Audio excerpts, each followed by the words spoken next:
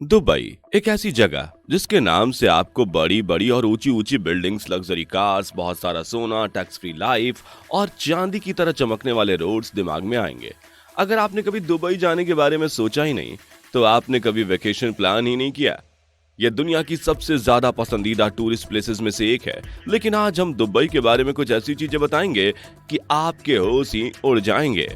नमस्कार दोस्तों, स्वागत है आपका इस नए वीडियो में, जहां हम बात करेंगे दुबई के डाउनफॉल या दुबई के फ्यूचर के बारे में। बताएंगे आपको कि कैसे दुबई होने जा रहा है खत्म और कैसे दुबई की इकोनॉमिक डाउन होने वाली है। वीडियो में आपको ये भी बताएंगे कि क्यों लोग दुबई जाना छोड़ देंगे।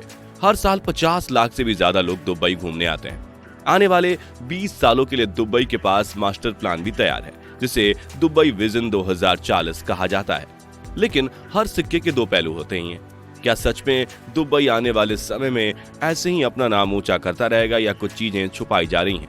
दुबई अमीर तो बहुत है, लेकिन क्या होगा दुबई का भविष्य? इसे समझने की कोशिश करते हैं। दुबई की आमदनी का सिर्फ 1% हिस्सा ही ऑयल से आता है, यानी कि दुबई ऑयल की वजह से अमीर नहीं है।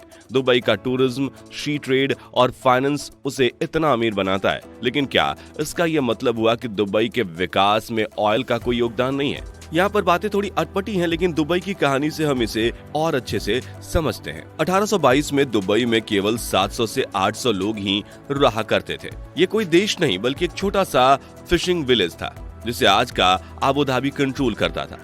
लेकिन 1833 में अल्बो फलाशया नाम के कबीले ने उबैद बिन सैद और मखतूम बिन बुट्टी के लीडरशिप में आबू धाबी से बगावत करके दुबई को आजाद करवाया और वो दुबई के रूलर्स बने। 1836 में उबैद बिन सैद की मौत हो गई और मखतूम बिन बुट्टी अकेले राजा बन गए। आज भी यही खानदान दुबई पर हुकूमत करता है। आजादी के बाद दुबई की इकोनॉमिकल कंडीशन काफी खराब थी। बस फिशिंग ही एक ऑप्शन था जीवन व्यतीत करने का। लेकिन 1892 में ब्रिटेन ने दुबई की सिक्योरिटी अपने हाथों में ले ली और दुबई इकोनॉमी बढ़ाने लगा। 1901 में दुबई ने शुरू किया दुनिया का पहला tax free port. Tax free होने की वजह से सिर्फ 5 सालों में ये पोर्ट 7000 टन के कार्गो का व्यापार करने लगा।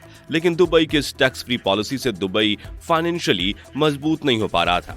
दुबई का समय और खराब हो गया जब 1908 में एक बड़े तूफान में कई सौ कश्तियां डूबी और बहुत सारे लोग भी मारे गए। तूफान में वो लोग मारे गए जो दुबई के लिए फिशिंग करते थे, जिसकी वजह से दुबई के हालात काफी खराब होने लगे। इतना ही नहीं, 1929 के द ग्रेट डिप्रेशन से आए क्राइसिस की वजह से दुबई पूरी तरह से खत्म हो गया और लोग दुबई छोड़कर पड़ोसी देश में माइग्रेट होने लगे।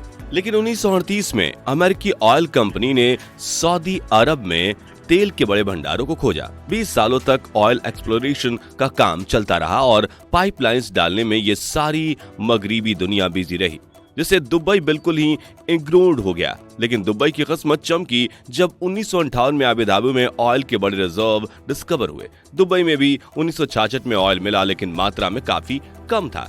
इसकी वजह से दुबई की इकोनॉमी संभलने लगी। आबू धाबी ने टन्स ऑफ ऑयल बेचना शुरू कर दिया और बिलियंस ऑफ डॉलर्स का धंधा होने लगा। उस वक्त दुबई को समझ आ गया कि उनके पास तेल का इतना बड़ा रिजर्व हो, जब अपने हालात अच्छे ना हो तो आबू धाबी से पंगा लेना अच्छा नहीं होगा। खुशनसीबी से आबू धाबी के शेख ज़ियाद बिन सुल्तान अल नाहयान भी जानते थे कि सारे एमिरेट्स रीजन को विकसित और पावरफुल बनाने के लिए सबको एक साथ काम करना चाहिए। इसलिए 1977 में यूएई की स्थापना हुई और आबू धाबी को यूएई का कैपिटल बनाया गया। शेख ज़ायद बिन सुल्तान अल नाहयान यूएई के प्रेसिडेंट बन गए। ये दुबई के लिए एक टर्निंग पॉइंट बना, क्योंकि दुबई के इंफ्रास्ट्रक्चर डेवलपमेंट, एयरलाइंस और भी बड़े बदलाव में आबू धाबी ने ही फंडिंग्स की थी, जिसकी वजह से दुबई की तो शक्ल ही बदल गई और पूरी दुनिया के लोग यहाँ आकर बसने लगे। कारण थे tax free policy, luxury life और आजादी। एमएनसीएस ने अपने ऑफिसेज खोले, दुबई का व्यापार बढ़ा और डेवलपमेंट चलता रहा। आज तो दुबई सिर्फ 1% तेल पर निर्भर होने का दावा करता है, लेकिन फाइनेंशियल क्राइसिस के समय ऑयल इनकम से ही आबू धाबी की मदद करता है, जैसे 2008 के समय किया था, जब सारी दुनिया इससे जूझ रही थी। दुबई के हालात भी इतने गंभीर थे कि लोग अपनी लग्जरी कार्स को एयरपोर्ट पर ही छोड़कर भाग गए थे। उस वक्त आबू धाबी ने $10 बिलियन का लोन दिया था और दुबई इस क्राइसिस से बाहर निकला, जिस वजह से दुनिया की सबसे ऊंची बिल्डिंग्स बुर्ज दुबई को आबू धाबी के रूलर के नाम से बुर्ज खलीफा कर दिया गया। लेकिन दुबई फिर भी कर्जे में डूबता चला गया। IMF बताता है कि दुबई का कर्जा $80 बिलियन है, जिसमें 20 बिलियन तो सिर्फ आबू धाबी का है। यह दुबई के भविष्य के लिए अच्छा नहीं है। इतना ही नहीं, दुबई की प्रॉपर्टी प्राइसेस भी 2014 से नीचे गिरती जा रही हैं और 2021 तक 60% तक गिर चुकी हैं। जब आपके इनकम का मेन सोर्स रियल एस्टेट हो और प्रॉपर्टीज के प्राइसेस गिरते जाएं तो भी आपका फ्यूचर खतरे में है, क्योंकि जहां दूसरे देशों में रियल एस्टेट की प्राइसेस बढ़ती हैं, दुबई की पॉलिसी है कि बिल्डिंग्स बनाओ और लोग आएंगे, जिस वजह से हुआ ओवर सप्लाई ऑफ इंफ्रास्ट्रक्चर। ये है दुबई के डाउनफॉल की शुरुआत। कई सारे बड़े इंफ्रास्ट्रक्चर प्रोजेक्ट्स शुरू हुए, $बिलियन का खर्चा हुआ और ये प्रोजेक्ट्स बंद भी हो गए। लेकिन रूस यूक्रेन वॉर से थोड़ा प्रॉपर्टी सेल में बूस्ट जरूर मिला, पर ये बूस्ट टेम्पररी है। इतना ही नहीं, 9 साल की तैयारी के बाद 2020 में होने वाला दुबई एक्सपो 2021 में हुआ, जिसको एक्सपर्ट्स एक बड़ा मल्टी बिलियनियर्स फेलियर कहते हैं। दुबई इस एक्सपो से बड़े इन्वेस्टमेंट उठाने वाला था अपनी मार्केट को फिर से स्टेबलाइज करने के लिए, लेकिन ऐसा कुछ हुआ नहीं, क्योंकि दुबई एक्सपो सिर्फ एक टूरिस्ट पॉइंट बनकर रह गया और 57% कम इनकम कर रहा है। साथ ही UAE और ईरान के नाजुक रिश्तों से ईरान ने मिसाइल अटैक की धमकी भी दी है। ये बड़ी बड़ी कंपनियों को दुबई में ऑफिसेज खोलने से रोकेगी। अब बात करते हैं 3 कारणों के बारे में जिसकी वजह से लोग दुबई जाना छोड़ देंगे और UAE से दूर ही रहेंगे, वहां माइग्रेट करना छोड़ देंगे। हर साल हजारों लोग दुबई शिफ्ट हो रहे हैं, वहां अपना धंधा चलाते हैं, नए और महंगे आलीशान घर भी खरीदते हैं, लेकिन वहीं कुछ लोगों का दुबई के साथ अच्छा अनुभव नहीं है, जिसके 3 मुख्य कारण हैं। पहला कारण है गवर्नमेंट प्रोटेक्शन। दोस्तों, दुबई की सरकार आपको और आपकी फैमिली की सिक्योरिटी और प्रोटेक्शन की गारंटी नहीं देती।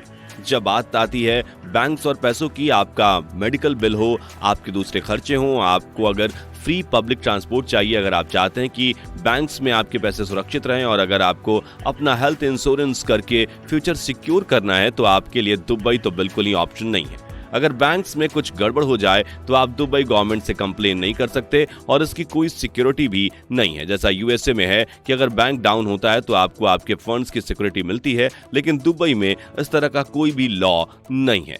इसका मुख्य कारण है दुबई में आप टैक्स भी नहीं भरते, तो आपके लिए कुछ भी फ्री नहीं होगा। मतलब कि दुबई में बैंक्स में रखा पैसा सुरक्षित नहीं है। दुबई में आपकी आजादी और टैक्स फ्री कल्चर आपको मनी प्रोटेक्शन नहीं देता। दूसरा कारण, अगर आप एक न्यूक्लियर फैमिली हैं जो दुबई में शिफ्ट हो रही है, तो आपके पास पैसों की कोई कमी नहीं होनी चाहिए। अगर आपको सारे खर्चे अपने बजट के हिसाब से करने पड़ते हैं, तो आपके लिए दुबई तो बिल्कुल ही किफायती ऑप्शन नहीं है। सस्ती और लग्जरी लाइफस्टाइल एक फॉरेन कंट्री में जीना चाहते हैं तो साउथ ईस्ट एशिया और साउथ अमेरिका आपके लिए बेहतर जगह साबित हो सकती है। दुबई दुनिया में सबसे महंगे स्थान के एक नाम से जाना जाता है।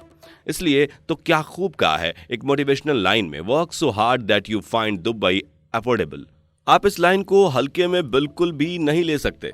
ये सच है कि दुबई काफी महंगी जगह है रहने के लिए। दुबई में एक घर लेना या किसी अपार्टमेंट को लेना दूसरे देशों में एक मेंशन लेने के बराबर है। यानी कि इतनी महंगी जगह पर लोग शिफ्ट तभी हो सकते हैं अगर उनके अकाउंट्स में करोड़ों पड़े हों सिर्फ उड़ाने के लिए।